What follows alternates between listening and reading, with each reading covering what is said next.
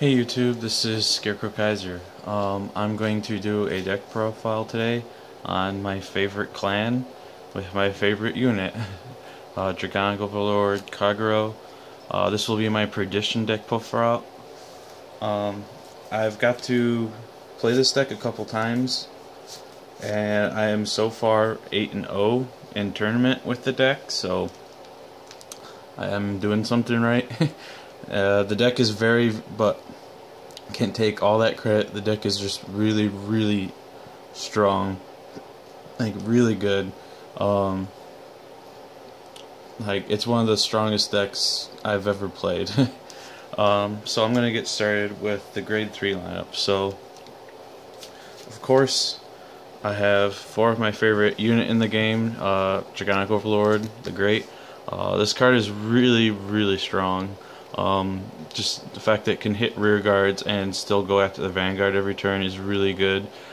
His secondary effect to retire cards by retiring one of your personas, it's pretty good. It's not like amazing, but it has its purpose.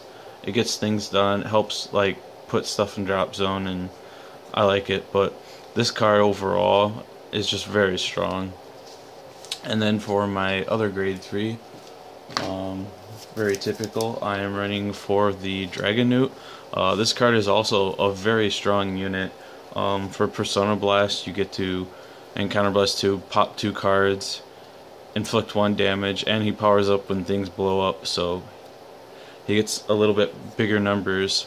Not that it's not big already because it's a Legion, but still, this card is also a very strong unit.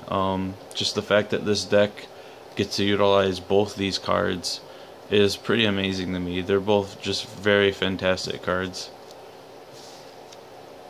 For my grade 2s, I am of course for the Legions running 4 Whirlwind, our 12k attacker.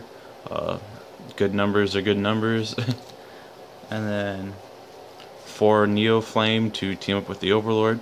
Neo Flame's a skill. It's pretty good. It's okay. It's not like anything particularly special. I'm kind of like neutral toward it. But he does Legion with Overlord, so.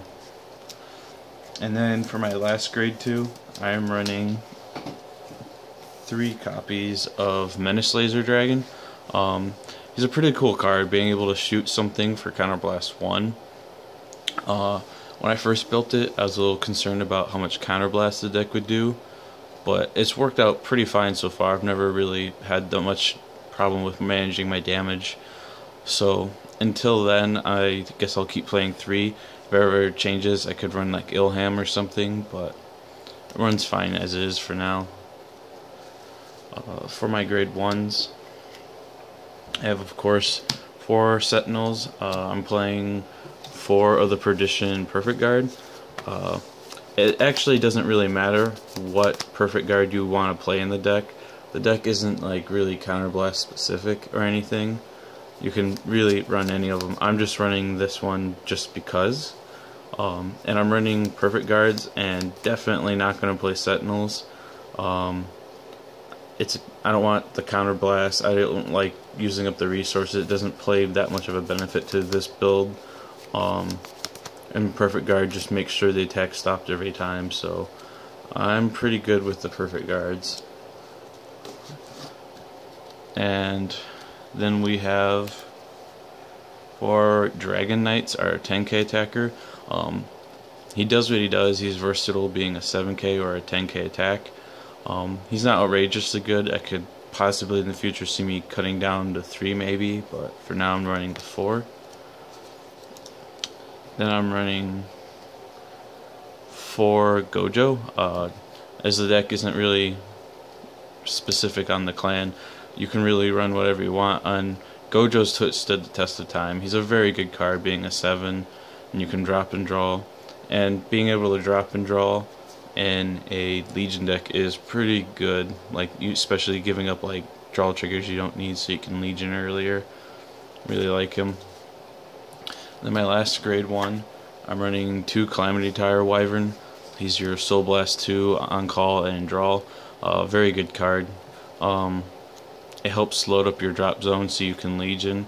as well as every time you like ride over top of a Legion, you have at least 2 cards in the soul, so you can do it again. Really like the card, very solid. For my starter, I'm using Pedal Dance. Really like this card. I'm using him over like all the other options I have, for 2 main reasons. He's really good synergy with the Great.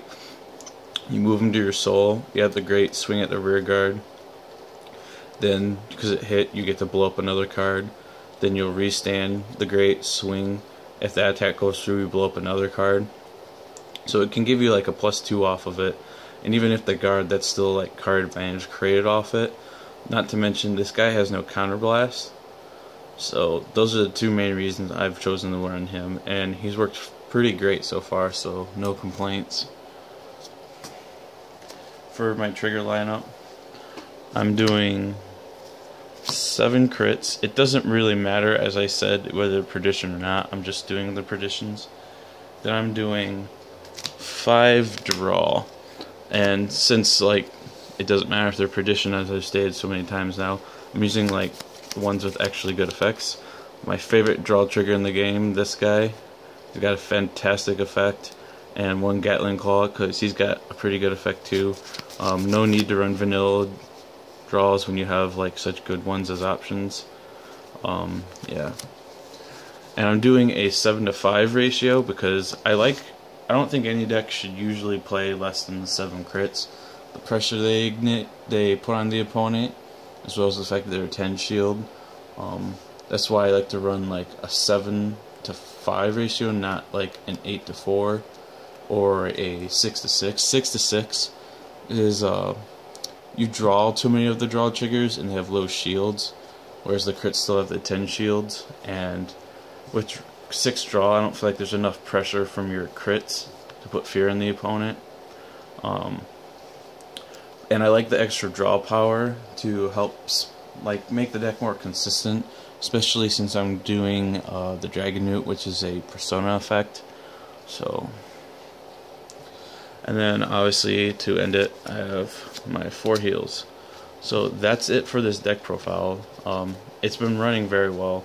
As I said, I'm like 8-0 with the deck. So yeah, thank you for watching.